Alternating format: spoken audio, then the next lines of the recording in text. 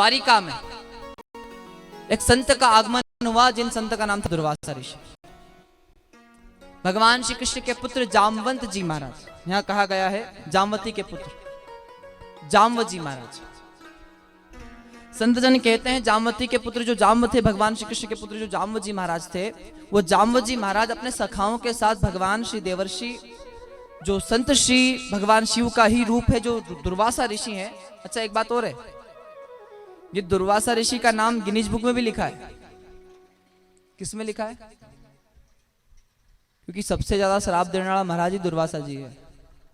और उन लोगों के पास महाराज संत जन कहते हैं ये बालक, ये सभी लोग दुर्वासा जी के पास गए और जाम्बुत जी महाराज जो जामवती के पुत्र हैं, उन्होंने स्त्री का रूप बनाया। कैसा? ओढ़नी ओढ़ ली, पेट पर शूल बांध लिया और गर्भवती स्त्री का रूप बनाकर ऋषि के पास गए, संत के पास गए। संत को देखा, इन लोगों ने प्रणाम किया। अच्छा लोगों के मन में क्या है, संतों को सब पता है। प्रणाम किया, फिर इन्होंने पूछा, बोले गुरुजी इस स्त्री के यहाँ बालक का जन्म होगा कि कन्या का जन्म होगा, थोड़ा कह सकते हैं क्या आप? अब दुर्वासा जी को पता है कि ये पुरुष है, ये परीक्षा लेने आया है। तो दुर्वासा जी कहते हैं साहब मुझे, मैं जानकार नहीं हूं, मैं जानता नहीं हूं, मुझे नहीं पता इसके यहाँ बालक होगा कि कन्या होगी।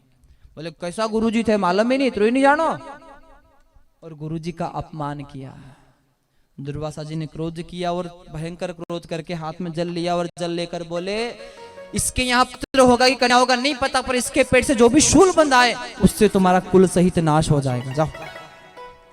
और जब संत ने क्रोध किया, आचार्य जन कहते हैं दुर्वासा जी महाराज के क्रोध से सभी बालक डर जाते हैं। समुद्र किनारे आकर उस शूल को पीस दिया, समुद्र में फेंक दिया। लहरों द्वारा वही कचरा समुद्र किनारे आया और उसी कचरे से महाराज एक तरह की घास उगी। उस शूल की जो नोक थी, उस नोक को समुद्र में फेंका, उस नोक को मछली निकल गई। ये सभी बालक महाराज समुद्र किनारे मदिरा पान करने गए।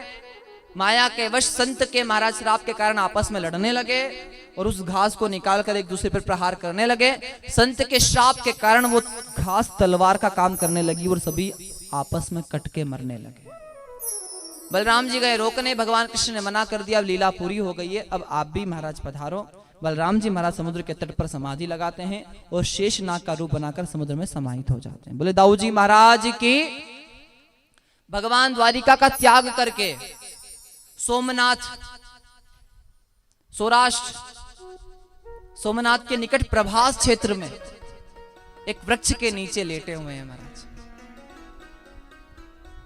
घुटने के ऊपर पैर रखा है और भगवान के चरणों में पद्म है और वो पद्म चमक रहे हैं। जिस शूल की नोक को समुद्र में फेंका था, उस नोक को मछली निगल गई और उसी मछली को किसी मछुआरे ने महाराज जब जाल से निकाला तो उस मछली के पेट से वो नोक निकली और उसी नोक को बाण में लगाया गया और उसी बाण को महाराज संत जन कहते हैं उसी नोक को जहर में डुबाया गया और उसी बाण को धनुष पे लेकर वो शिकारी जंगल में शिकार करने गए। इस शिकारी का नाम था जरा नामक भील। और प्रभात क्षेत्र में भगवान सो रहे हैं, उनके चरणों में पद्म चमक रहे हैं। शिकारी को पूरे दिन शिकार नहीं मिला, भूख प्यास से तड़पता हुआ इसने भगवान के चरणों को देखा तो इसे ऐसा लगा कि किसी हिरण की आंखें हैं। क्या देखा?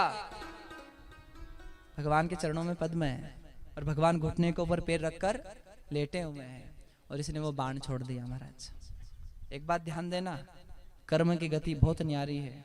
ये जरा नामक भील कौन है? बोले पूर्व जन्म में यही भील राजा बाली था। और ताड़ नामक वृक्ष, ताड़ समझते? ताड़ नामक वृक्ष की आड़ से राम जी ने बाण मारा था। आज यही भील महाराज जरा भील बनकर ये आया और इसने धनुष पर बाण चढ़ाया और भगवान के श्री चरणों पर बाण को छोड़ा। संत जन कहते ये भगवान की इच्छा से ही हुआ।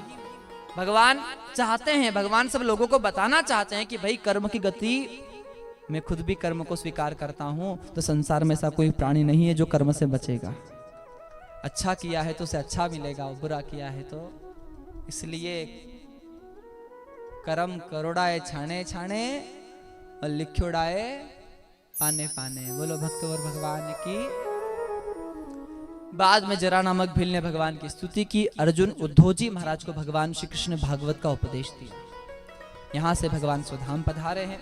बोले भक्त और भगवान की। और ये सारी दिव्य कथा श्री सुखदेव महामुनि राजा परीक्षित जी को सुनी और भगवान की लीलामृत सुनाकर नाम की महिमा का वर्णन करते हैं।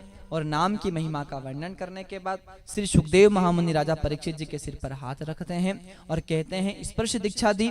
स्पर्श दीक्षा देने के बाद परीक्षित जी को निर्भय कर दिया और निर्भय करने के बाद परीक्षित जी ने कहा, हे राजन, अब मुझे जाना पड़ेगा, मैं यहाँ बैठूंगा तो तक्षक नाग नहीं आएगा।